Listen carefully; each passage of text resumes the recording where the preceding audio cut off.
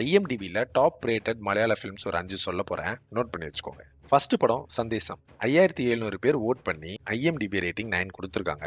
2 hours 17 minutes run time. Comedy drama ஜானர்ல வந்துருக்கு. Jio hot ஸ்டார்ல அவைலபிளா இருக்கு. நெக்ஸ்ட் படம் கிரீடம். 9100 பேர் ஓட்டிங் பண்ணி 8.9 ஐஎம்டிபி ரேட்டிங் கொடுத்துருக்காங்க. 2 hours 6 minutes run time. Action drama ஜானர்ல வந்திருக்கு. ஜியோ ஹாட் ஸ்டார்ல இது அவைலபிளா இருக்கு. இந்த படத்தோட ரீமேக் தான் நம்ம தமிழ்ல அஜித் நடிச்ச கிரீடம். மூணாவது படம் ஹோம். 16000 பேர் ஓட்டிங் பண்ணி ஐஎம்டிபி ரேட்டிங் 8.8 கொடுத்துருக்காங்க. 2 hours 41 minutes run time. Drama ஜானர்ல வந்திருக்கு. இந்த படம் பிரைம்ல தமிழ் டப்பிங்ல அவைலபிளா இருக்கு. அடுத்த படம் மணி சித்திரத்தாள்.